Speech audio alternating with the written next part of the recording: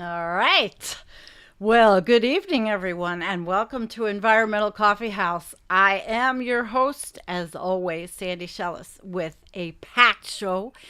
I decided to maybe do Last Week in Collapse only a couple of times a month for the summer and give myself the freedom to do other things on Tuesdays like this because so much is going on in our world, and in the United States, but in the world too.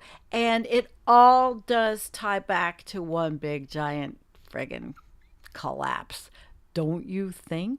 Yeah, I do. All right. So I want to introduce you. She's not with me, but I'm going to introduce you to Sarah Connor's work tonight and her website. And we're going to talk about the Supreme Court. We're going to talk about fascism. We're going to talk about what it looks like. I have several videos, some funny, some serious. And let me just throw out a hello to everybody. I'm going to do a quick one. Hello, Looney Tune. Thank you for being with us. Kim, thank you for moderating. Looney, thank you for moderating. Jean, thank you for moderating. Hello, Donald and Teddy and everybody that's here. Trulia, it is just wonderful to see all of you guys. Void and Vegematic, who is also a phenomenal graphic artist, and he does everything himself, so you should go to his channel too and watch him. All right, so we need to get started on this. And actually, I do have a video to start everybody off with before we get to the article. But I suppose, hang on. I suppose we could get to her website first. And I'll show you the site. Okay, Collapse. Her site is Collapse 2050. I'm all over the place with the screen. Collapse 2050. And it's Sarah Connor. And she writes and writes and writes. And some of the things, the future we deserve. Guest post, what's our disease? Requiem for humanity. Am I an alarmist? Governments and corporations hoarding global food resources. So definitely I'll have her. I think I put this already in the show notes. And then we will go to her main article. We're going to discuss it, and I have a couple of more things we could discuss. But I think to get started, if you guys are you all ready to watch a video? I know the beginning was 4 minutes, but that's how everybody gets acclimated. And, that one was, well, it does feel like we are at the end of the world. Right?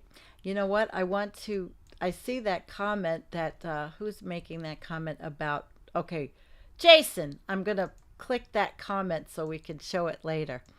All right, so let us watch the first. Are you all ready for the first video? I think everybody's joining. There's a whole lot of people on Twitter that I want to say hi on Twitter. Hello, it's good to see you all with us. Also on TwitX or whatever the hell you want to call it. All right, so let's go. Let's watch the first video. Let's prime ourselves for what's happening in the United States, which is quite fucked up.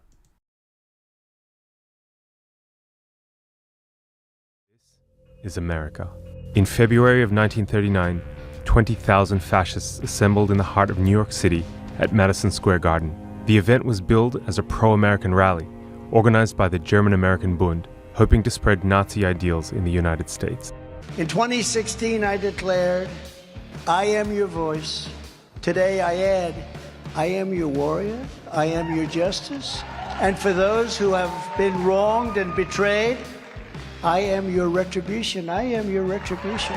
When we take power, they need to be given the death penalty. And these people that are suppressing the name Christ and suppressing Christianity, they must be absolutely annihilated when we take power. We have seen fascism in the United States. We saw it between 1830 and 1860 in the southern states, where a group of oligarchs took over the South. Even if you were white, if you opposed those oligarchs, you could get lynched, and many were, white people as well as obviously black people. You could get, tortured. The elections were rigged. Political violence was a feature, not a bug, of Confederate politics. And just like the old Confederacy, if these neo-fascists take over, they will, they'll do it first on a state-by-state basis. It's already starting to happen. You look at DeSantis in Florida and Abbott in Texas. So then, you're basically reinventing the Confederacy, and then they will reach out to take over the government of the United States. The two leading members of the Frankfurt School, Theodor Adorno and Max Horkheimer, try to show that the many-footed beast that Oswald Spengler had feared in the run-up to Hitler was an immediate peril in America. In the shift of Marxism away from economics and into culture, they drew on the authority of the then little-known writings of the early Marx, who wrote about alienation. Relying on a melody of Freud and early Marx, the Frankfurt School explained that private life had ceased to be private, since it had been colonized by the forces of industrialized leisure, movies, radio, TV, and comic books. These, they argued, were the equivalent of the Roman bread and circuses, used to contain the plebeians as the empire descended into decadence. With their formidable dialectical skills, they had the intellectual dexterity to argue past the lack of evidence and insist there was an imminent danger. In the very country that had given them refuge from Nazism, they argued that fascism, quote, would sooner or later prove inevitable in America. Since the underlying reality of American life with its hectoring fathers, they argued, was intrinsically fascist, there was, and this goes back to Huxley, there was no need for an overt movement of the sort represented by the Nazis to bring fascism to America. It would ooze up from the bottom. Christian Visibility Day. Trump has repeatedly compared his criminal trials to the crucifixion of Jesus, promoted videos calling his re-election, quote, the most important moment in human history, and that describe him as a divinely appointed ruler. Only two other men in the history of this republic, General Washington in the Revolution and the Foundation, and Abraham Lincoln in the Civil War, have the personal fate and destiny of an individual be inextricably linked to the fate and destiny of this republic. Donald John Trump is the third person. All the folk who follow Trump are not neo-fascists, but they're conservative, and they're based, and it's motivated by one fundamental fact. They have a profound hatred of the professional managerial class that they see as the winners of corporate globalization, and they associate that with black people, with Jews, with gay brothers, lesbian sisters, trans, and used to be Catholics, but I ran into David Duke down there, and he's now head of one of the Klan groups. That's American, upward mobility American style. They have a Catholic now running the Klan, and the Klan began by hating Catholics, Jews, and black folk. And we're going to see more of that as well. You're going to see more Jewish folks supporting the neo-fascists. You're going to see more black folks supporting the neo-fascists. That's where we are now. We must make America pray again. It is not Joe Biden that rules this country. Jesus Christ is the king of everything in this world. Christ is king! Christ is king! Fascists rise to power by characterizing their opponents as subhuman. Christo-fascists take it a step further by casting opponents as not just subhuman, but actually demonic. Now, exit polls from the first round of France's parliamentary elections suggest the far right have made historic gains. Turnout was the highest for 40 years.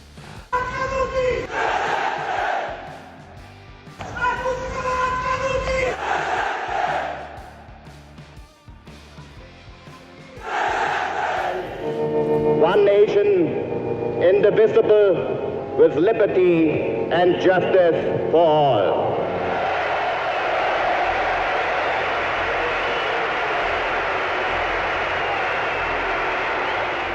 Ladies and gentlemen, fellow Americans, American patriots,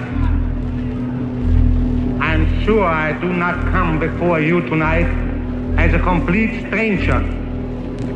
You all have heard of me through the Jewish-controlled press as a creature with horns, a cloven hoof, and a long tail.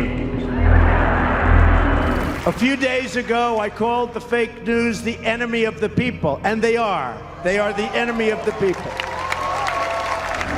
We, with American ideals, demand that our government shall be returned to the American people who founded it. From this day forward, a new vision will govern our land. From this day forward, it's going to be only America first. America first.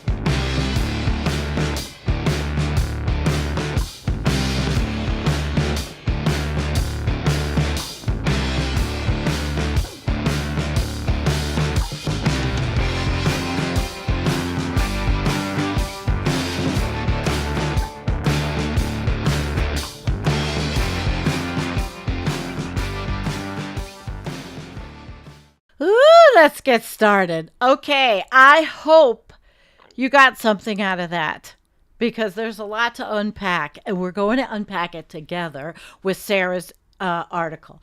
And, you know, I'm smiling. I'm here with all of you. I'm not smiling inside. I mean, I'm really not. Actually, been miserable for a couple of days.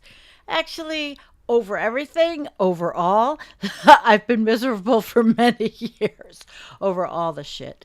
But here we go. So let's set up the article. Okay, here we go. And this is Sarah Connor's article, Our Fascist Future. And she wrote this. This was from December 9th. And she's pretty good. She's prolific. I like her writing in the doomosphere, so-called. Fascism, it's once again rising around the world. The environment is ripe for strongmen and dictators to consolidate power over the masses. Yet, while many see what is unfolding and are aware of the dangers, as a society, we're choosing it. And then this was what I used on the thumbnail. If liberty means anything at all, it means the right to tell people what they do not want to hear.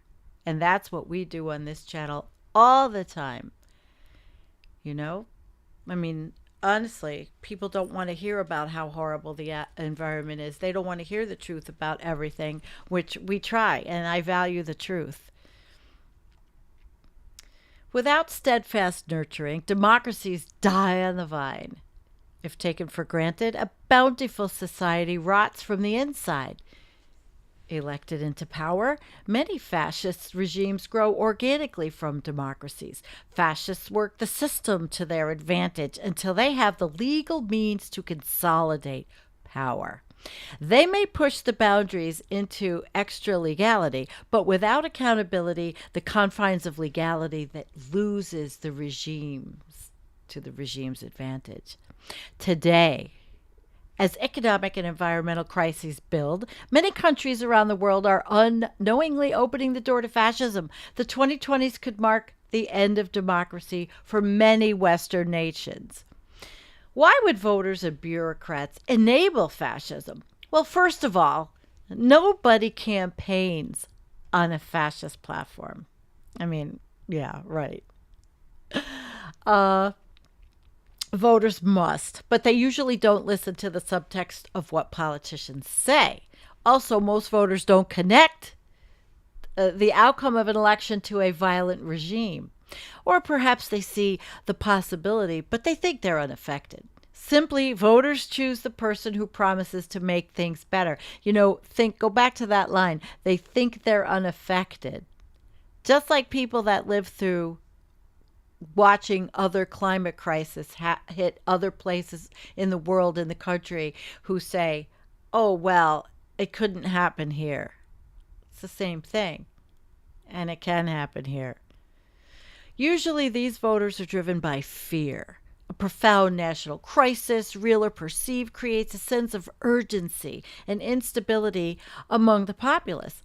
This crisis can take various forms, such as economic depression, social upheaval, political deadlock, or perceived threats from external enemies or internal subversives. Now, this was written way before the Supreme Court decision that was just handed down, the Chevron case and the fascist we are fucked King Biden or King Trump case, presidential immunity.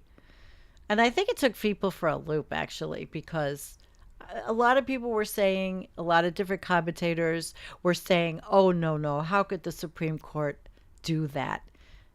Well, we'll talk a little bit more about the Supreme Court after this. In the face of such crises, fascist movements typically emerge by positioning themselves as the only force capable of restoring order and national greatness. They exploit these situations to create a narrative where traditional democratic institutions appear incapable of resolving the crisis, therefore justifying the need for more authoritarian, decisive leadership.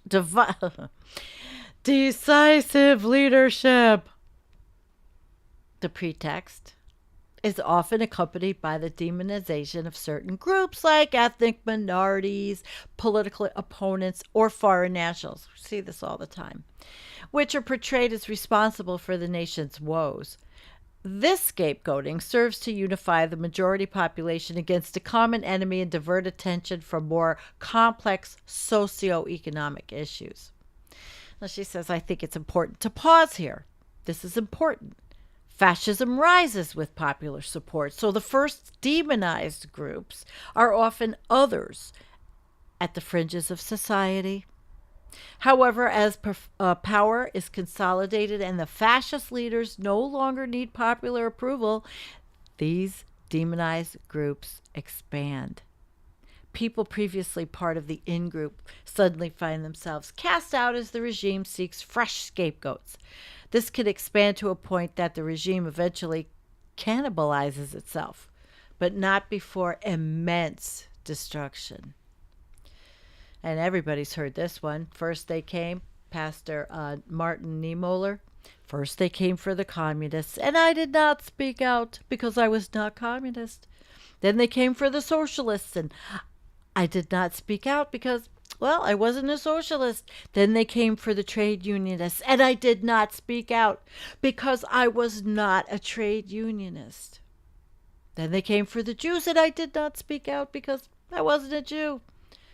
Then they came for me, and there was no one left to speak for me. It's pretty heavy. Fascist regimes often capitalize on nationalistic sentiments, promising to revive a glorified historical past and restore the nation to its rightful place in the world.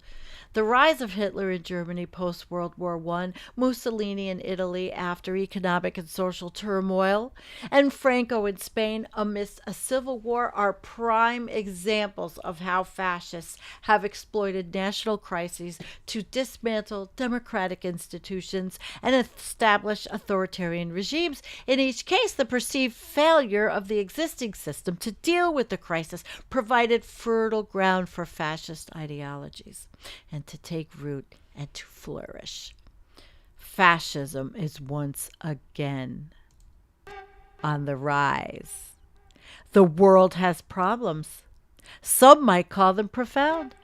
Massive wealth inequality, unaffordable housing, high cost of living, pandemic, dramatic political polarization, geopolitical chaos, and rising threat of nuclear obliteration.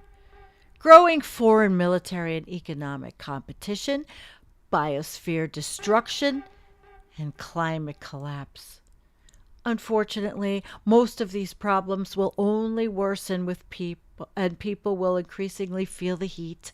Except for the 1%. Everyone's standard of living will continue declining, and we're seeing this. So far, it's been a slow burn, but we are approaching shocking events. widespread drought, breadbasket failure that will trigger widespread fear and panic. The world is ready for fascism. Okay, so fascism in 10 easy steps. The transition from a democracy to fascism can occur through a process where democratic structures and norms are gradually undermined and replaced by fascist ideologies and practices. This transformation is typically, it's not abrupt. We've been seeing that. Instead, it generally takes 10 steps to transform a state from democracy to fascism. And number 1 is economic and social crisis. Fascism often gains traction during times of severe economic, social, or political crisis. Economic hardship, widespread unemployment, social unrest, or perceived threats to national security can create a fertile ground for fascist ideologies. These ideologies promise strong, decisive action to restore stability and national pride. And that, my friends, is what is the future of protest in the United States. The protests on the campuses for a Palestinian state against a perceived Gaza genocide, which, if you go to the Holocaust website and read what a genocide is, you'll know. Well, all of this is making people say, oh boy, the strong man looks good. Neither side has a good reaction to any of what I just said. Exploitation of fear. Fascist movements exploit existing fears, prejudices, and frustrations within a society. They often use propaganda to amplify those fears. They blame societal problems on specific groups like minorities or political opponents, and they present themselves as the only solution. How many times have we heard Trump do that? But yet, and I'm going to say this is just going to get somebody, maybe I'll ruffle some feathers, but they've been called Blue MAGA, and the blue side is saying, oh my God, we're the only solution to the problems. And it's a tough one because a lot of people don't feel like that. 3, charismatic leadership. Fascist regimes often emerge around a charismatic leader who claims to embody the will of the nation and promises to restore its greatness. This leader often uses populist tactics to appeal directly to the people, bypassing traditional political structures. The leader portrays themselves as a strong figure who can bring about national rejuvenation. This persona is built through public appearances, speeches, and a cult of personality. Well, that could have been said for Bernie as far as public appearances, speeches, and a cult of personality, because so many loved him, as I did. And I even had a life-size Bernie. He's down in the basement. I mean, we got it for something else, but I had it, And it reminds me of these people. See, I live in an area where people fly humongous flagpoles with flags on them that say, fuck Biden. And then they have life-size Donald Trumps in their front door. I mean, it's pretty gross. So I would say, yeah, it's definitely a cult of personality. Undermining democratic institutions. Democratic norms and institutions like a free press, an independent judiciary, and a functioning legislature are systematically weakened. Fascists discredit these institutions.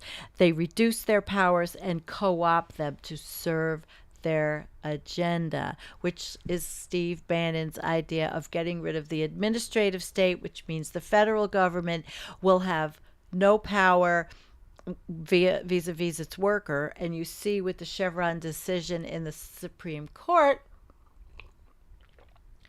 and we have to break that down in another show, how it could affect all of our environmental laws. So there's another collapse right there. Cultivation of a nationalist identity, which we saw in my videos, which I constantly make videos about. Fascism emphasizes extreme nationalism, often coupled with xenophobia, racism, or militarism. It promotes the idea of a homogeneous national identity and suppresses diversity. We are seeing it, and I live it here. It's here we are homogenous, and I wouldn't even put it past the realtors if they don't sell to specific people. Although there's a gigantic gay camp called Jones Pond up here, and at least we're in New York where people are a little more tolerant. It's not like I'm in Pennsylvania, but or Texas or Florida, but people around here are pretty red,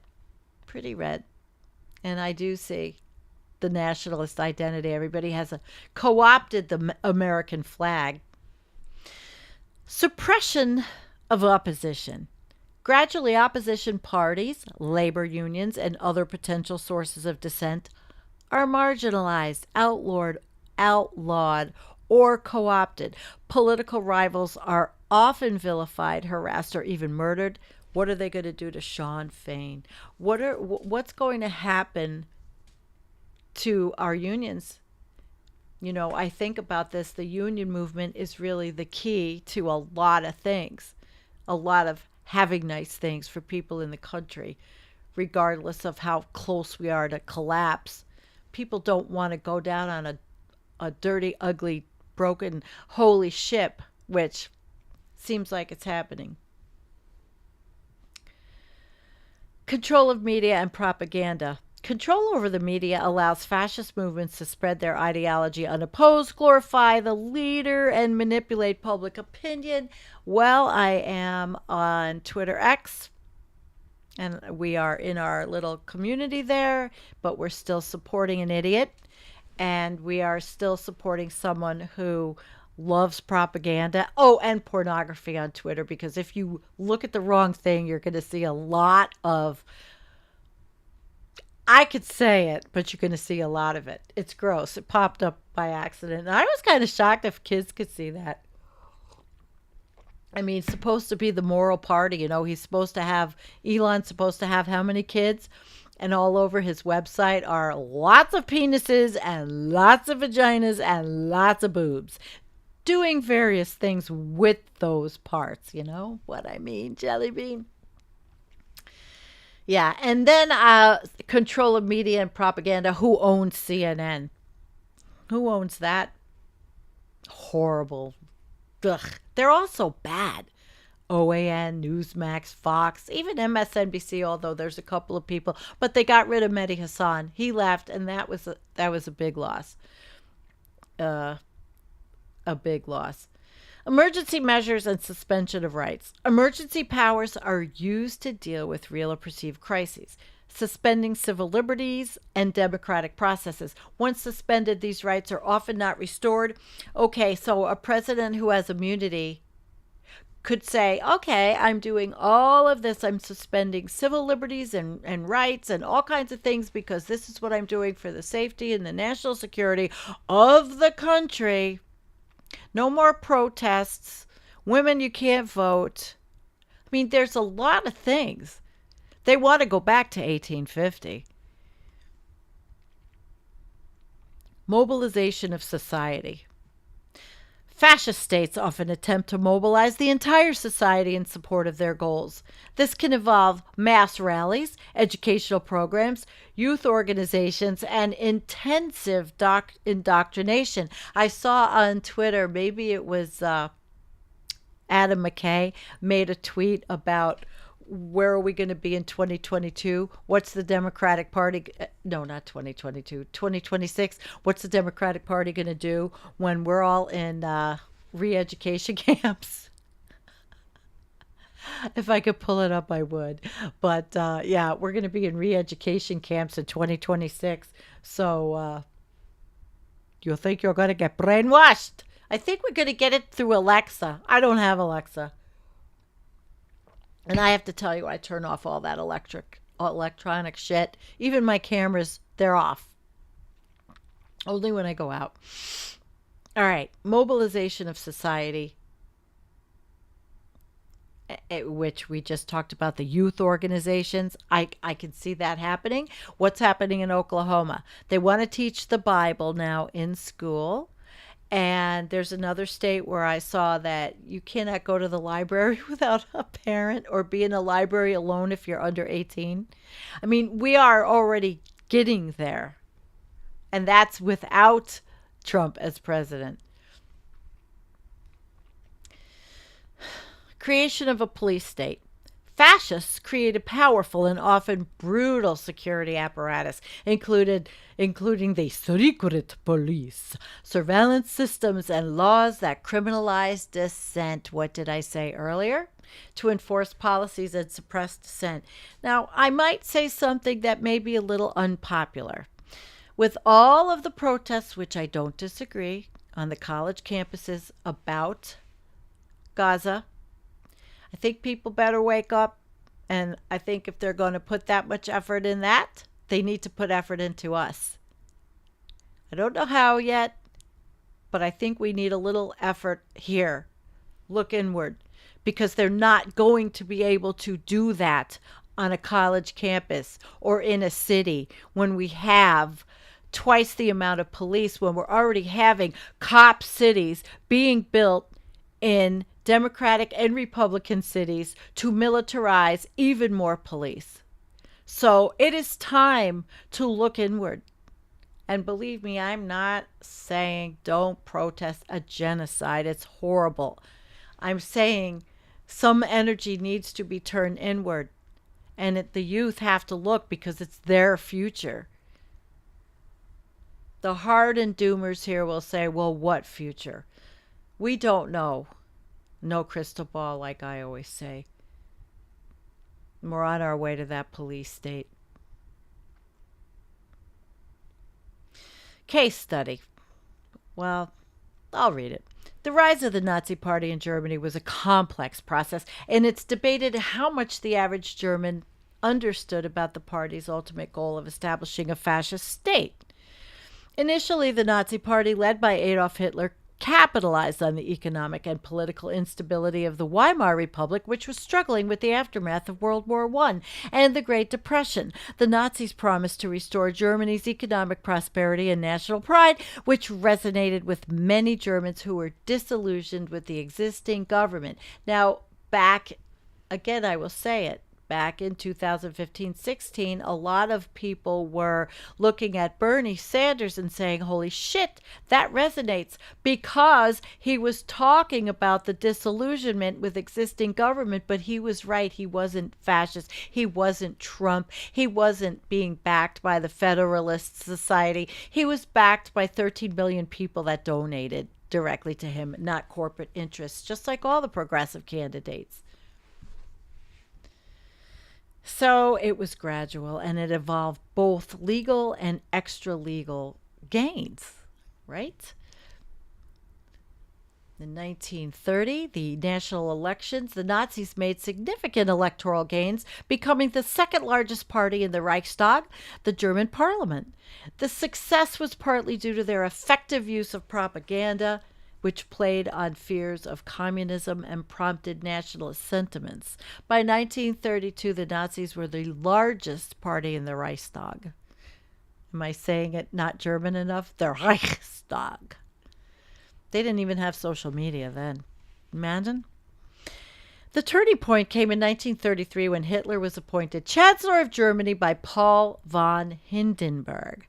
Adolf Hitler's appointment as Chancellor of Germany was the result of a combination of political maneuvering and the unique circumstances of the Weimar Republic at the time. The Nazi Party under Hitler's leadership had become increasingly popular, capitalizing on public discontent by promising to restore order and national pride. Chicken in every pot, 2 cars in every driveway, and a flag, and a fuck Biden flag. Despite their popularity, the Nazis did not win an outright majority in the Reichstag elections, but they were the largest party. This electoral strength made them impossible to ignore in the formation of a government. Conservative and nationalist politicians, including President Paul von Hindenburg and Franz von Papen, a former chancellor, believed that they could control Hitler and use his popularity to stabilize the government. They underestimated Hitler's political skill and ambition. On January 30th, 1933, Hindenburg, under pressure from von Papen and other conservative elites, reluctantly appointed Hitler as chancellor, hoping to form a right-wing coalition government. Be careful what you wish for. This position allowed Hitler to consolidate power. He quickly took steps to dismantle the democratic structures of the Weimar Republic, starting with the Reichstag fire decree, which suspended civil liberties in response to a supposed communist threat. The Reichstag fire was an arson attack on the Reichstag building, home to Germany's parliament. Hitler blamed the communists for the attack. So in the United States, they would still blame the communists, but there are none really. They would blame the left, the progressive, the libtards. This allowed the state to disdain political opponents without trial and effectively suppressing communists and other opposition. This decree was signed into law by President Hindenburg under the existing emergency powers of the Weimar Constitution. Ooh, shades of stuff that's happened here.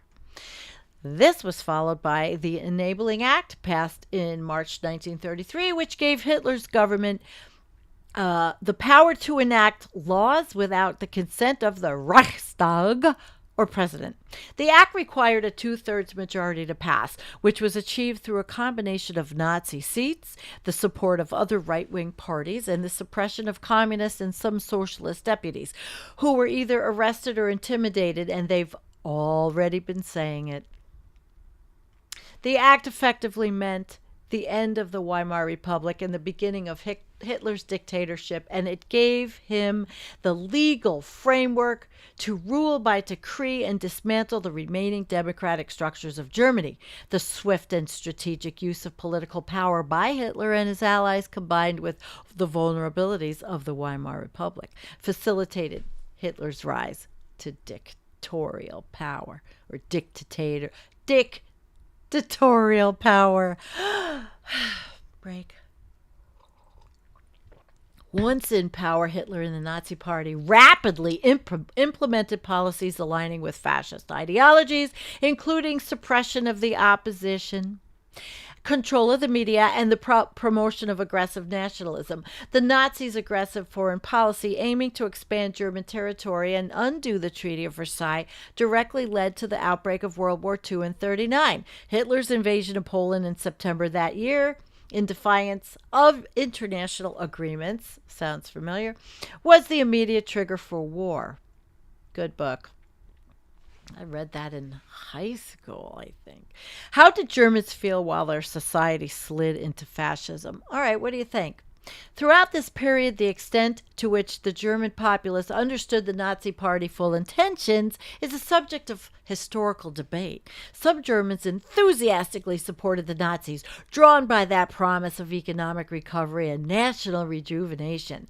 Others were apathetic, skeptical, or fearful, but they felt powerless to oppose the regime effectively. Support for the regime. A significant portion of the German population supported the Nazi regime, especially in the early years. This support was driven by various factors, including the successful propaganda campaign by the Nazis, the perception of economic improvement, the restoration of national pride, and the effective suppression of dissenting voices. The initial successes in foreign policy and the perceived restoration of Germany's status as a major power also bolstered the support for Hitler. Now, indifference or passive acceptance. Many Germans were either indifferent, and this is what I think is going to happen here, or passively accepted the Nazi regime. This group might not have actively supported the policies of Nazis, but did not oppose them either out of fear, apathy, or the belief they can't change the situation. The effectiveness of Nazi propaganda and control over information also played a role in shaping public perception. There's a lot of countries where it's like that now. A lot, of control. Opposition and regret. There was also a segment of the population that opposed the regime, which included political opponents like communists and social democrats, religious leaders and intellectuals, ordinary citizens who disagreed with Nazi policies. But they had to leave. However, oops, did I just screw my camera up? Hang on. I don't know why it does this, but I'm not going to fall off the screen, I don't think. I don't know. It's a weird thing. Hang on. I want to fix it because it's going to annoy me if I don't. There's always a technical issue, isn't there? Well, it's break time anyway. Okay, so even though I shortened myself and now it doesn't want to work at all. Technology. All right, opposition and regret.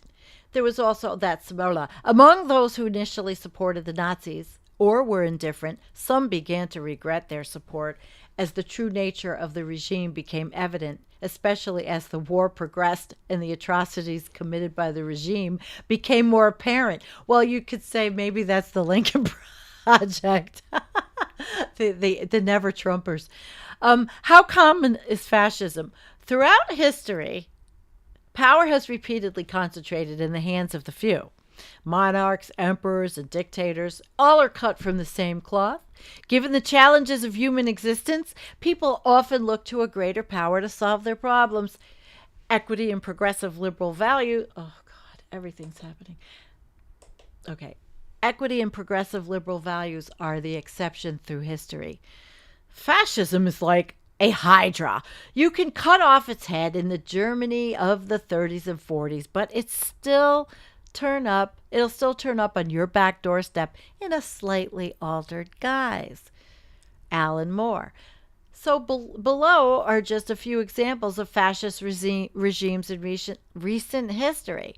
Italy under Benito Mussolini, Spain under Francisco Franco, Japan in the early 20th century, Portugal under Antonio de Oliveira Salazar, and Argentina under Juan Perón. Don't cry for me, Argentina. I can't do it like Madonna. Okay, that was, and Eva Perón, of course you remember. Our fascist future. Over the past few decades, the Western middle class has slowly faded away. Measures of wealth disparity have worsened consistently. With the spoils of economic growth and asset price appreciation going to the 1%. Some say this trend has persisted because of the liberalization of global labor markets and increased automation. Middle-class jobs of decades past, example, manufacturing, they've been outsourced to machines or inexpensive foreign labor. While the owners of capital benefited from a cheaper cost structure, many workers were left behind. This alone has pushed ideologies of nationalism and popularism as people looked for someone to blame for their woes. Naturally, politicians, captured by corporate lobbying, never point to the true case. Instead, they point to the boogeyman as the enemy. Immigrants, foreign countries, political parties, media, they're all now scapegoats for all the economic woes. As ecological collapse snowballs, this will only worsen.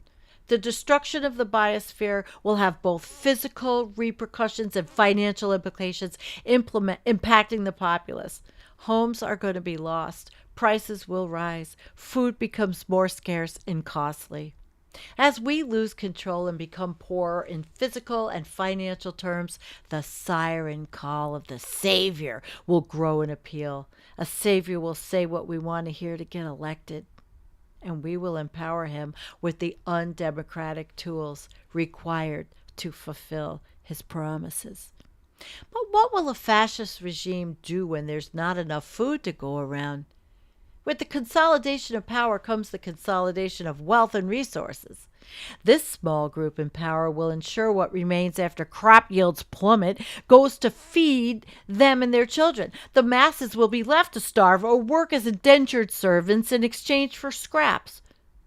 Most citizens will be viewed as mouths to feed in a time of scarcity, liabilities, not assets. By this time, the economy will probably be in shambles. Asset prices and economic activity decimated. This affects the wealthy as much as anyone else. However, in this fight for survival, physical wealth will supersede financial wealth. After all, money is simply the metaphorical representation of physical resources and labor. So in place of financial wealth, those in power will stockpile physical assets and use the rest of society as indentured labor. Those who are not useful to either of these endeavors will be cast aside. Coming to a democracy near you.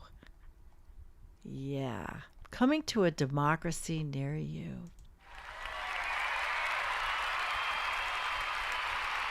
Thank you, Sarah.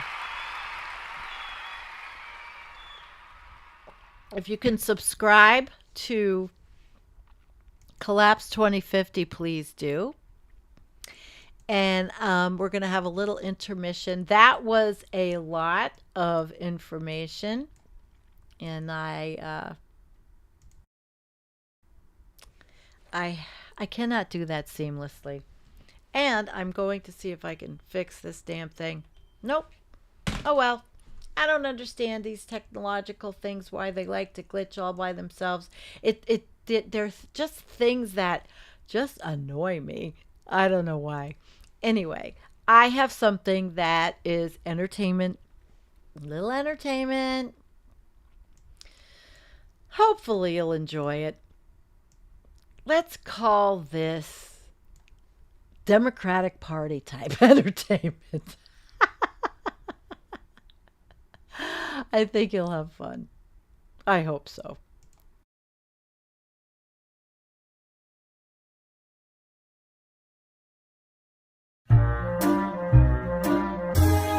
Justice Thomas, it's distressing, the sins you ain't confessing. We saw you on the plane. You could judge women fairly and have ethics more than barely if you only had a brain. Neil and Brett, you spiteful judges, we gals are holding grudges. Keep church and state apart. You could be less disruptive in all matters reproductive if you only had a heart. You three, respectfully entitled, wealthy men, you think women are like cattle in a pen, except we vote, so think again. Sam Alito says we're witches.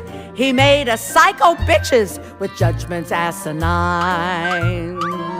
You unfairly malign us 'cause you're scared of our vaginas. Pack your Bible and resign. I have one question, Sam. Do you control your own body? Thumbs down to autocracy. We're saving our democracy so life can be divine. Woo!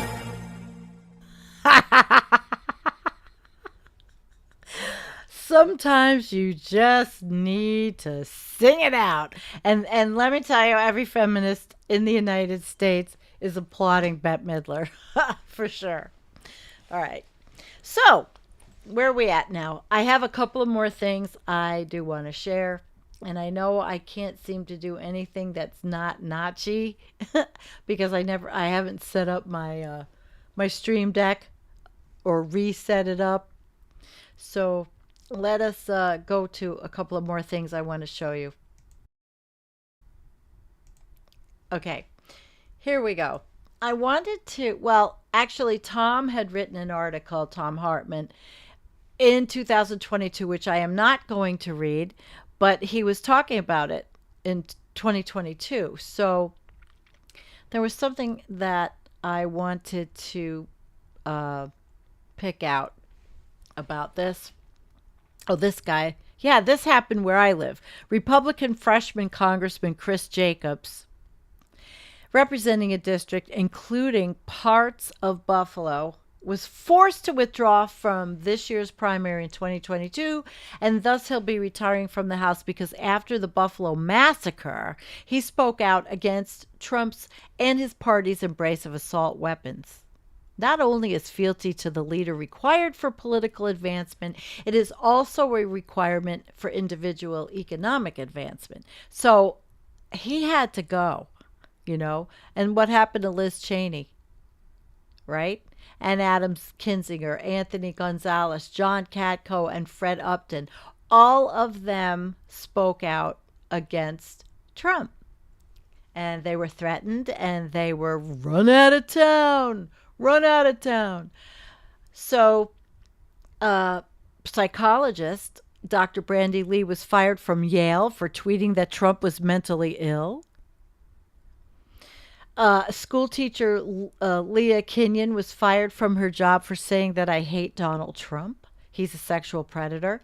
He's a literal moron. Julie Brisker was fired from her job with the government contractor Akima for giving the Trump motorcade the finger. Jeez, this is sick shit. Rebecca Jones was fired by Ron DeSantis for telling the truth about his covering up Florida COVID statistics. Florida's Orange County Health Director, Dr. Raul Pino, was removed for encouraging his staff to get vaccinated. When companies defy the leader, they are brutally punished, as DeSantis doing right now, or did when this was written, to Disney and the Tampa Bay Rays. Soon companies don't even try to stand up to the leader, including media companies. So you end up doing things on the leader's behalf, whether you're supporting his party, working at a private corporation, or engaged in a nonprofit sector, like teaching at a university or a medical center. So it's pretty, yeah, you're damn right, it's pretty scary, you know? Yep.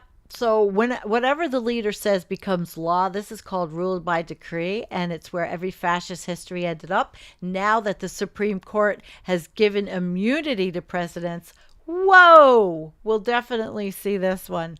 That we're going to definitely see it happen. Will we see it happen by Joe Biden? No, he's a pussy. I watched him today.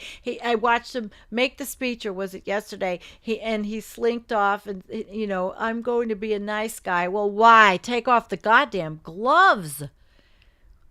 This is like a fight, you know.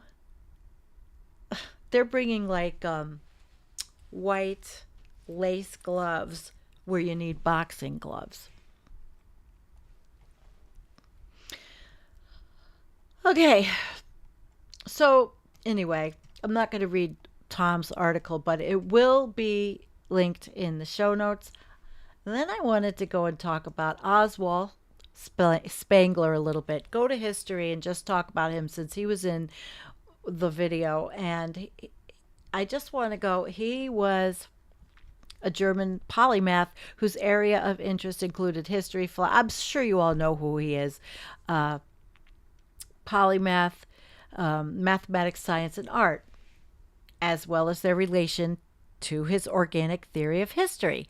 So he wrote 2 books, The Decline of the West, and it was published in 1918 and 2022, covering human history.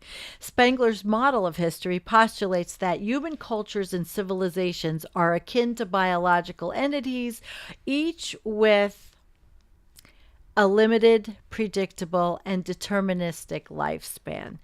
Spengler predicted that about the year 2000, Western civilization would enter the period of pre-death emergency, while countering would lead to 200 years of Caesarism, extra-constitutional omnipotence of the executive branch of the government before Western civilizations finally collapse. If you have a question, try to put a Q in front of it so I can see it when we do the questions. So it was already, Spengler saw ahead of his time. He sure did. He did. And I just wanted to bring him up quickly because I thought that it was definitely worth bringing him up, since the American Enterprise Institute, which actually that guy in that video is a right-wing Trump supporting asshole, but he happened to read a clip there, and I thought it was interesting to put in. I'm going to publish that video separately, I think, anyway. All right, so I do have one more video I want to play for you guys. This is a short little one that tells you about Leonard Leo, who is the most powerful person, one of the most powerful people in the United States from the Federalist Society, who is not elected. One of the most non-elected, powerful people. So let's play him. Let's play this, and you can learn about this, and I'll put the whole link in the show notes. There's no limit to what a man can do or where he can go if he doesn't mind who gets the credit. That quote is on a plaque behind the desk of this guy seen palling around with Clarence Thomas here. You know, Leonard, since you're the number 3 most powerful person in the world. Right. God help us. And Donald Trump over here, and with Justice Samuel Alito at the Vatican. You know the important historical events he shaped. The right-wing Supreme Court gutted Miranda rights this week in a high-profile case involving religious liberty. The Second Amendment, climate, and air pollution restrictions. 5 justices ended the right of American women to choose abortion under the Constitution. You know all of his famous cronies who have benefited from their friendship with him, but you probably don't recognize his face. His name is Leonard Leo, and he lives the mantra from that quote behind his desk, which he probably got, by the way, from the Ronald Reagan Library gift store. By operating in the shadows and avoiding credit, Leonard Leo has become quite possibly the single most powerful private citizen in America, despite the fact that nobody has ever voted for him in any election. All right, so nobody's ever voted for the guy. And Senator Sheldon Whitehouse talks about Leonard Leo. And if you read Jane Mayer's book, Dirty Money, which is what introduced me to all the things that are the real deep state, not the administrative state, not the bullshit that Steve Bannon spews. He's a vicious, ugly guy who's in prison. And another comment I saw about Steve Bannon was, at least he'll get a shower. Oh my gosh. Maybe I should do the flush of the day. There's a lot of things to pick on. But I would say, since lovely Steve Bannon, or Leonard Leo, but Leonard Leo isn't as creepy as Steve Bannon, let's flush him away. Well, bye, Steve. You're in prison. Scumbag. Oh, boy. Should we discuss pro-life talking points? Pro-life talking points? No. I don't know if I'm even in any kind of... Oh, I might as well play with this while we're doing it. Any kind of... I can't. I don't have any pro-life talking points, actually, at the moment, because I'm pro-choice. All right, so we could flush Leonard Leo. Yeah. Yeah, well, you know what I'll do, too? What the fuck? Bye, Leonard! Yeah, we could flush him right out of the Federalist Society. I do have another video, I think. I'm not sure if I do. No, actually, I don't think I do. I played them all. Look at that. You got the whole thing tonight. Yep. All right. So, oops. I opened a window that I don't want to open, and I have to close it. Sorry, guys. I'm just mumbling. I opened a window I didn't want to. All right. Let's get to the questions. Since I can't make myself any taller, it's called customer service for this camera company, right? All right, let's get to the super chats. which are extremely appreciated. You have no idea. Thank you, Aaron.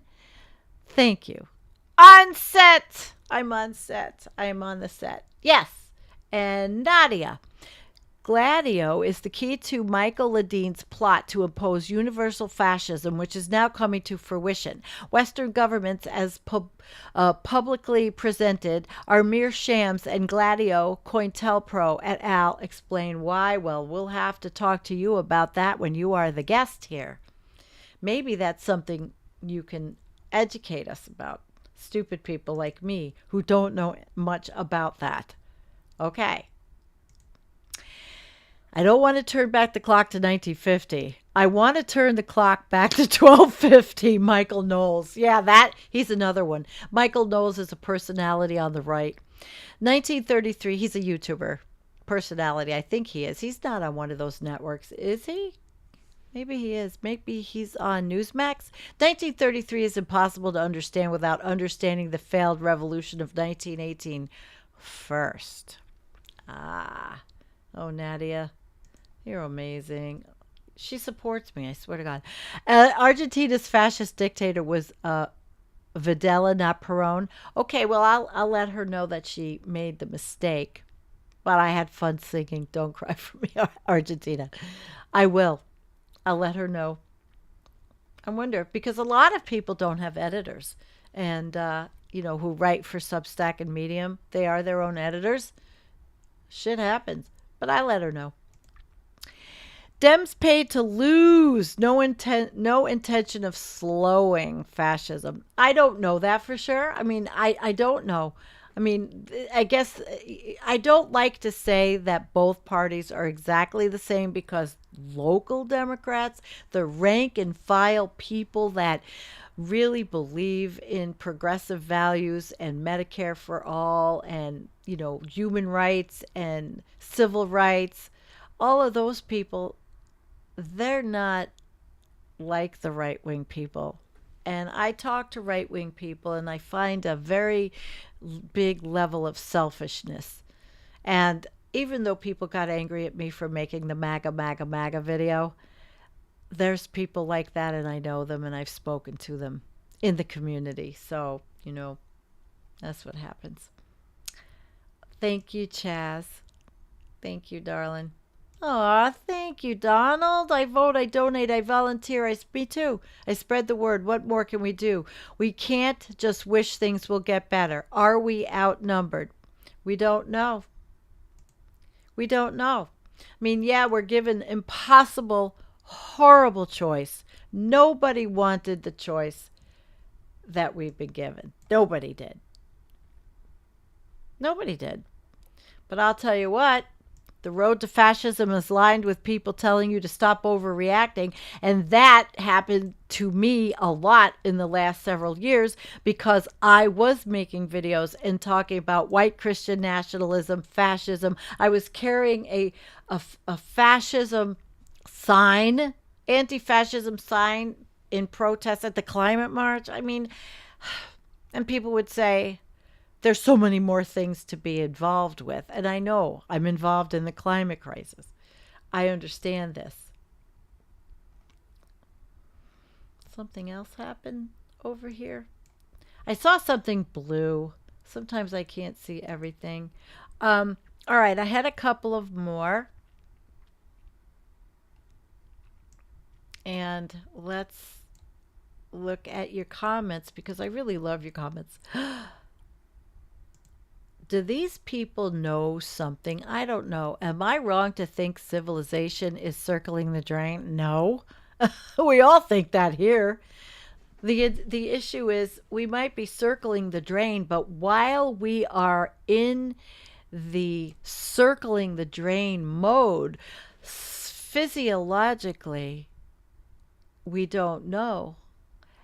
All right, so what does that mean? Look in the mirror? What does it mean? Are you insulting me? Going south. Look in the mirror. I look in the mirror. And guess what? I don't want to peg myself into one or more or different things, or even tell you, endorse anybody. I don't understand your comment. Look in the mirror. That wasn't me singing. So I'm thrilled that somebody thought I sounded like Bette Midler. Okay. William Catton didn't complete the lesson when he proclaimed democracy requires a carrying capacity surplus. The other side of the coin is autocracy is the default mode of civilization. You know, it's interesting because I started watching a show on HBO. I needed a diversion. I don't remember exactly what the name of it is, but it stars the guy that was in Game of Thrones, and he's playing a Catholic in 16 something. The King of England was Protestant. It was fighting over religion, and it's interesting that that you talk about autocracy, because of course autocracy is what a monarchy is. All right, did I miss something? I missed something. Oh, the point of Biden is to beat Bernie, not Trump. Well, that was back then. You think it's still now? Of course. Because the neoliberals didn't want Bernie because he was telling the truth. So I missed something. Let's go to more comments too. I really like the interaction. I love it, actually. Does anybody have any questions? Okay. Let's see. Yeah, Looney Tunes. I'll give you this. Click here if you missed my new video. I debunked 2 lies from the Parents Television and Media Council, and which is a right-wing media watchdog organization. Yes, I'll put it in the show notes. You did. You're doing well. You're doing well.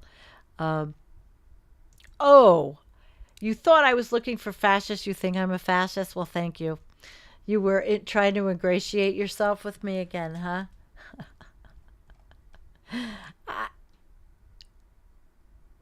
Yeah, what did I miss?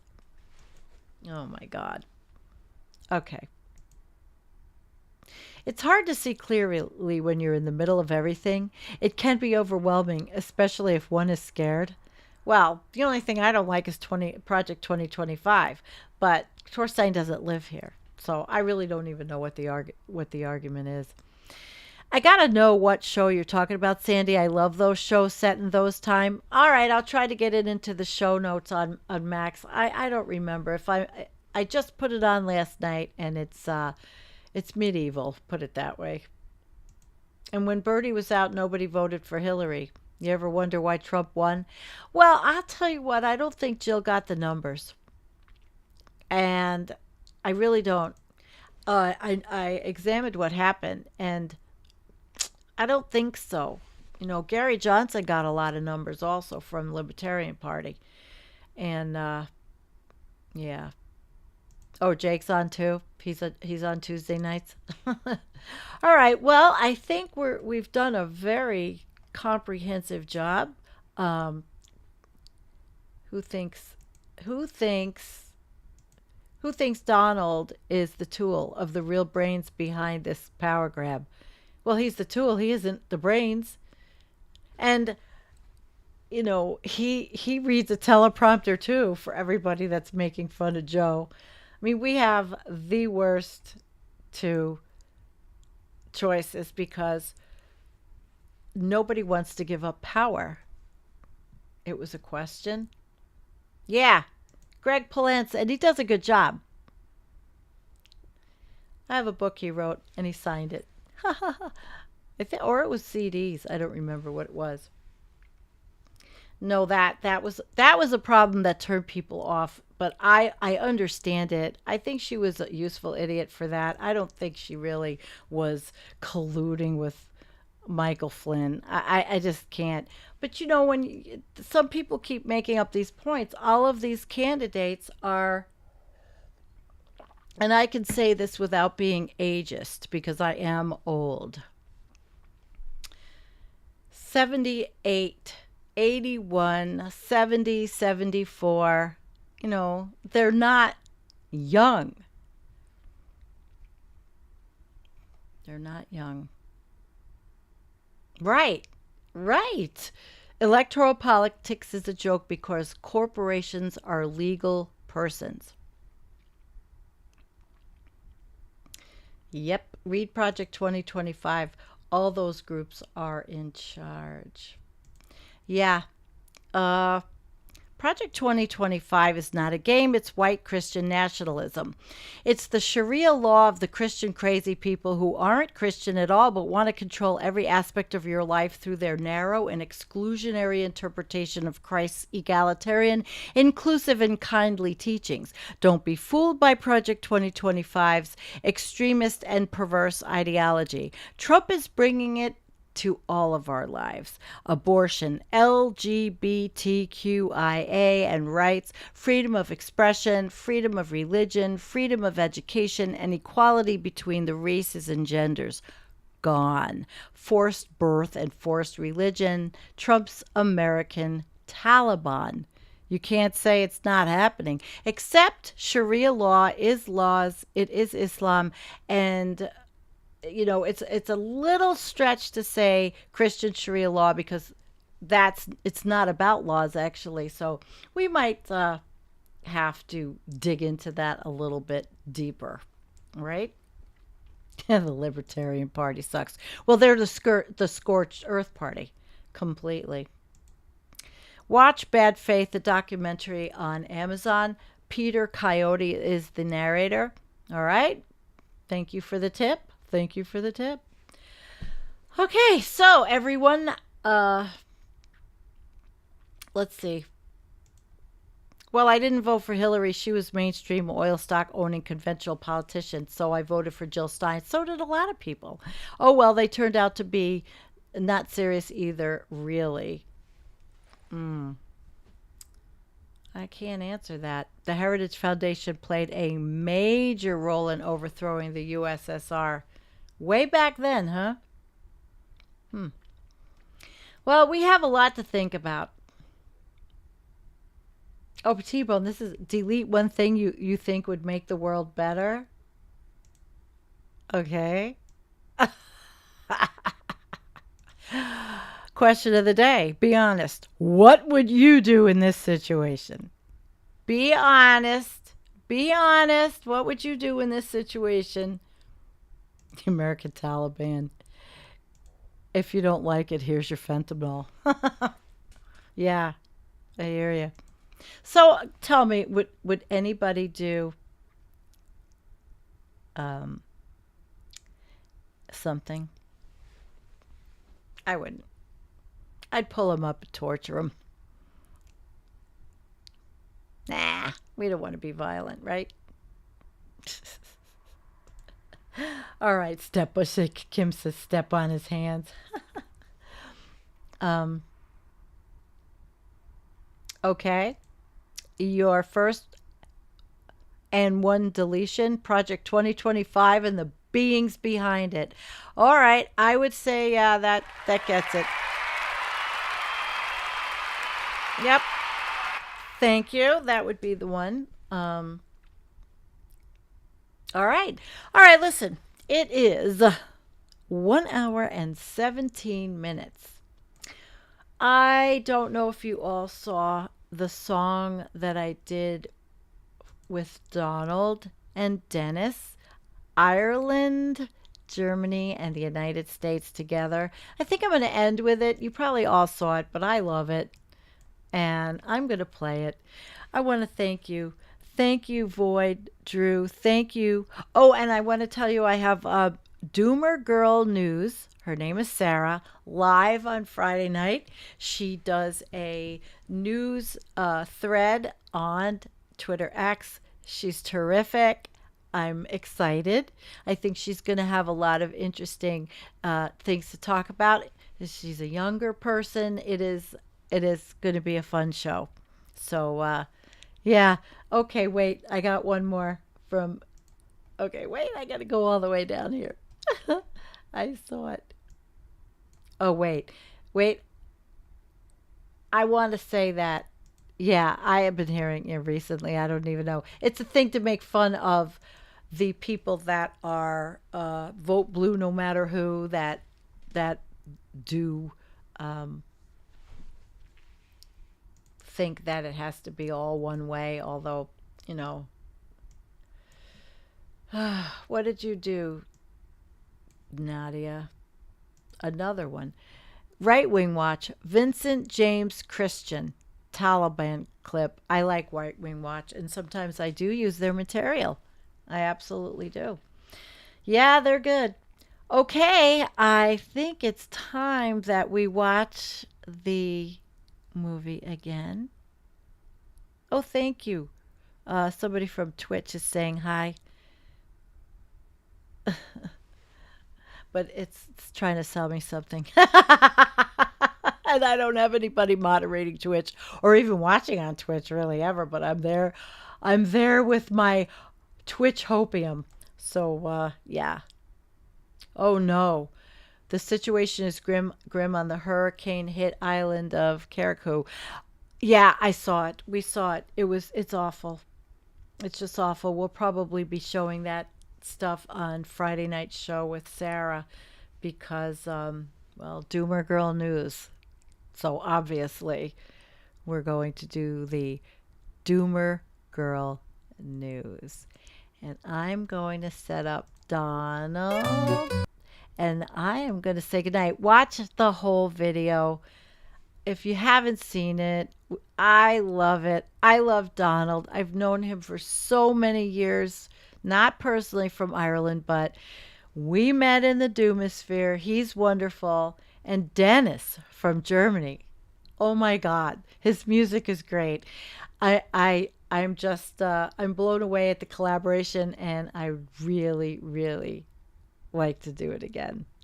So good night, and I'll see you Friday. 9 o'clock Eastern, just like every other Friday. And I will put a promo up, but I really love you guys. Thank you so much. Thank you for everything. Thank you for helping. Thank you for your donations. Thank you for joining the channel. Thank you for being in the Discord that Brett runs. Facebook, still Jonathan O populates that Facebook page every day with articles, and he is global. He puts up from all over the world. Yeah, he's great. I love you guys. We're together until we're not.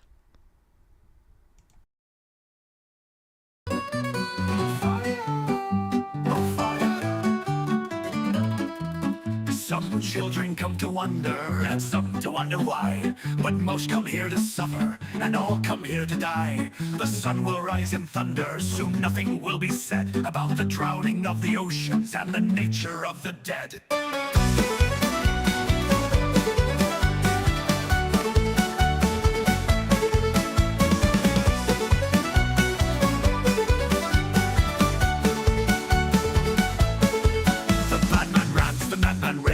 One sings of war and one of grief. Some say that they have it sussed. They buy the crooks and sell the just. But lone and level is the sand. I think it helps us understand how those who built the shining city worshipped hate and punished pity. Of course the strong despise the weak and make them turn the other cheek. They monetize the timid geek and demonize the angry freak. But here's a lesson never learned. They'll never spend what they've earned. A banquet of the glittering night is blood, piss and blood and shine. The crops are failing. TV's full of smiles. We tolerate what should be hated, but this will be obliterated. Tonight is full of fire. Full of fire.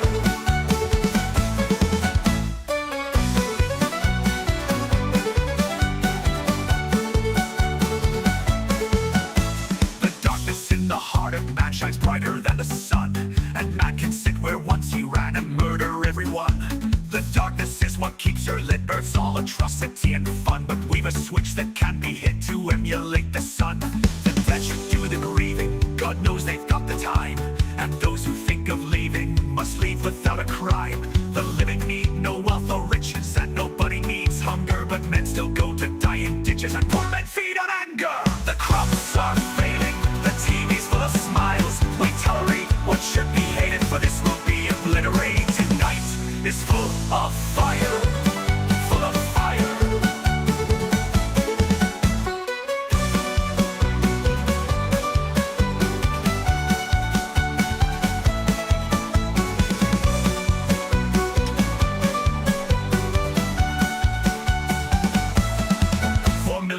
years we left few traces, ambling in the human races. Then we grew and cut starchy grains and stored them safely from the rains. Our kings and priests were accidental, their gods were absolutely mental. And now we go to fields of oil, no grains grow in poison soil. Between the black hole and the void where we were briefly raptured, our lives were lies in celluloid and we were carbon captured. We thought we really mattered, but we never had control, and our instruments were shattered in the blackness of the hole. The crops are failing, the TV's full of smiles. We tolerate what should be hated, for this will be obliterated. Tonight is full of fire, full of fire.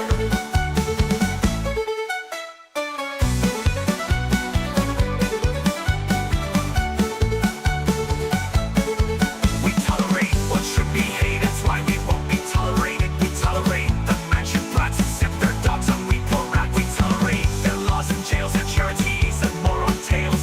We tolerate what should be hated, for this will be obliterated. It should be annoyed when the void is close to you and the future's dead. Fuck their pensions and their verses, fuck the tow bars on their hearses. So goodbye to the naked ape, the grain is better than the grape.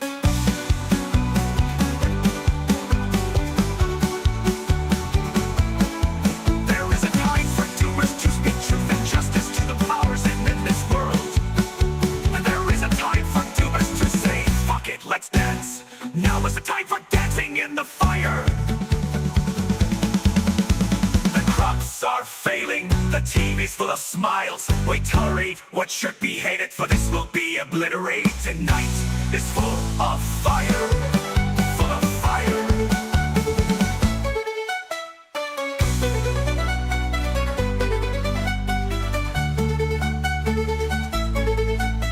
We'll laugh until the whole world cries and dance like atoms in the skies.